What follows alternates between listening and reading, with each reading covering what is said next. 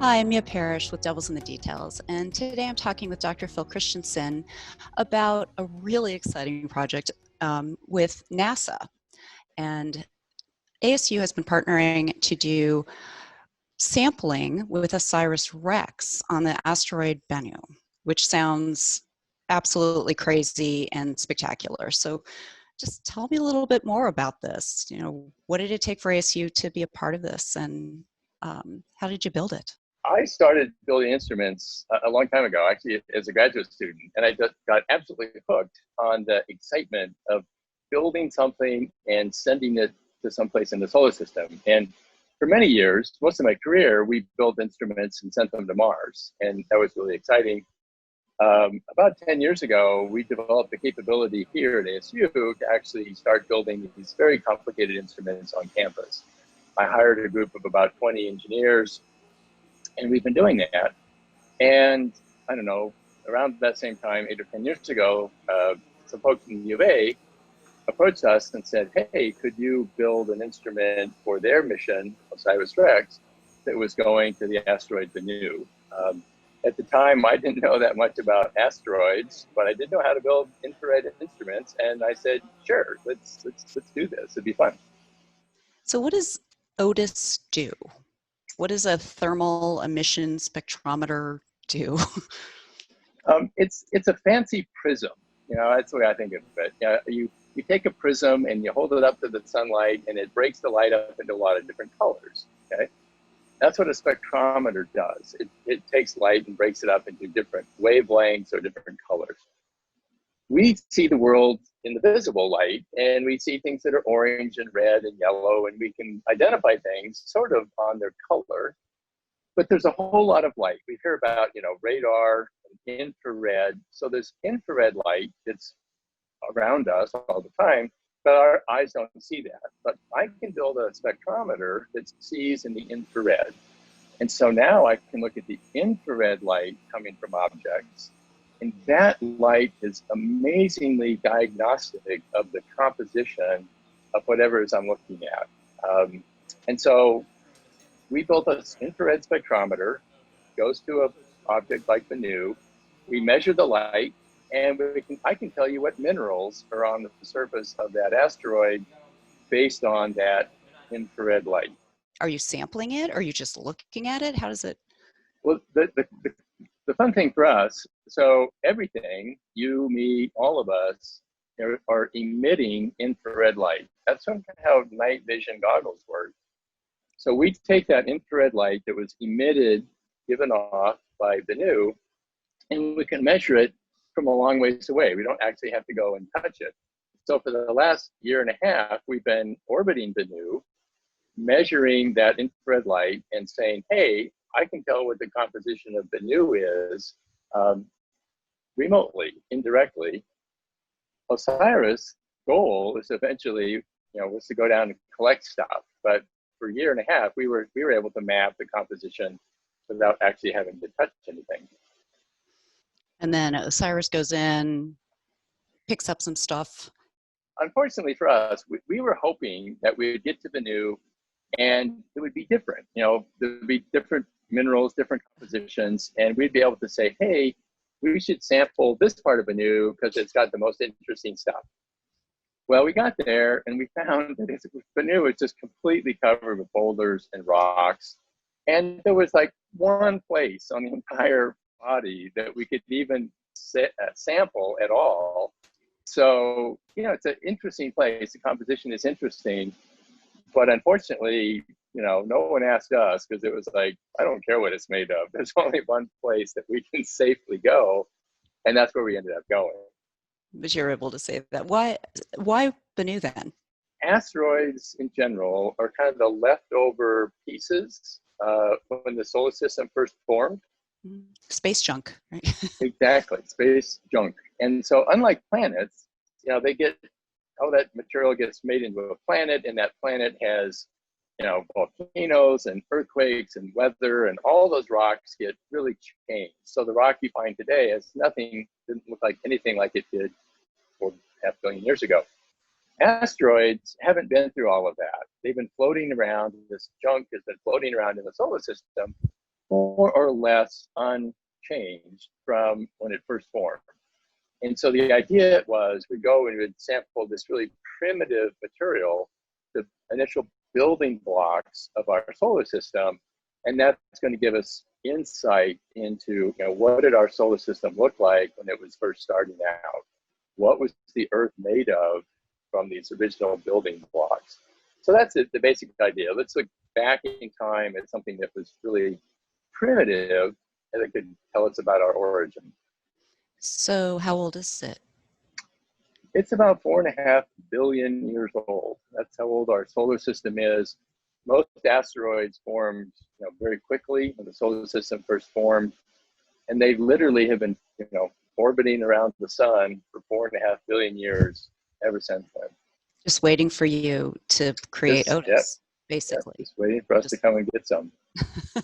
So what are the objectives of it? The other thing that made Bennu interesting is it's really dark. It's black. And typically things that are black have a lot of organic goo in them. You think of tar. And so some of these asteroids, like Bennu, we think are really organic rich. And, it's those organic materials that eventually, landed on the Earth and eventually led to you and me. So one of the questions is, where did the organic material that's on the Earth, where did that come from? What did that early organic material look like? So a lot of it has to do with, not just minerals, geologists like minerals, but, more about the life question, organics, where did life come from? How did life get started on different planets? So when you were a kid, did you think you would be helping figure out what we're made of? My mom must have known something, because when I was about 10 years old, she gave me a telescope, just a small little kid telescope. And I spent night after night just looking at the moon, looking at Mars, looking at, the rings of Saturn. And, I didn't think I'd ever grow to be what I'm doing, but I was really interested in it. One of the things I tell students is, I went to college thinking, planets are really interesting, but you got to be really smart to be a NASA scientist. Really smart people work for NASA. And after a while, I began to realize that just regular people work for NASA, and it was actually possible for someone like me to end up doing it. And so I tell students all the time, if that's what you want to do, absolutely go do it. What happens now as you're waiting for the sample to get back? Sadly, everything about planetary science is pretty slow. We started this project 10 years ago. It's going to take 3.5 years to get that sample back to Earth. It's a long ways away. We have to wait for the planets to line up. It's got to fire its rocket engine and then come, work its way back. So the solar system is a really big place. So it's going to take another 3.5 years to get that sample back. The really fun thing, when we were worried that we wouldn't get much sample, but I don't know if you've seen the videos, but when that sample head hit the surface, it just obliterated the material that was there. And so it looks like we got a lot of samples. So I think when it does come back, there will be just a tremendous amount of material that can then get sent around the country to a lot of different labs, a lot of different scientists, who will then spend the next 10 years studying that stuff. It's almost science in its purest form. We were surprised when we got there and it was covered with rocks, because we've been measuring the temperatures, and from the temperatures, you can kind of get an idea of how rocky something is. Rocks tend to hold on to their heat, and so they stay warmer at night. It looked as though Bennu was really fine-grained, sandy stuff. And so we thought it'd be easy to go and stir that up and collect some. We were shocked when we got to Bennu and saw this pile of boulders. But we kept measuring, OTES measures the temperature as well, and we kept measuring these temperatures and saying, this isn't making sense. That from the temperatures, that stuff doesn't look like solid rock. It looked like something you could crush in your hand. It just had the wrong temperatures. And so for a year, we've been saying, based on our temperature data, I think that stuff is just going to crush when you hit it, and sure enough, it did.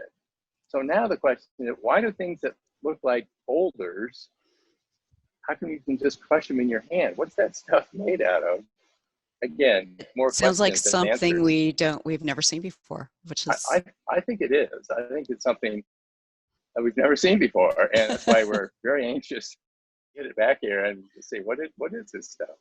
and as soon as it's back, it goes and gets dispersed, and you get a little piece, right?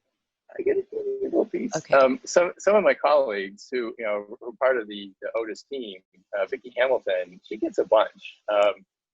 Because the fun thing is, we measured the spectrum of this material on Bennu, and for the first time ever, we'll actually be able to get some of that stuff back and measure it in our lab, and then compare to what we measured at Bennu.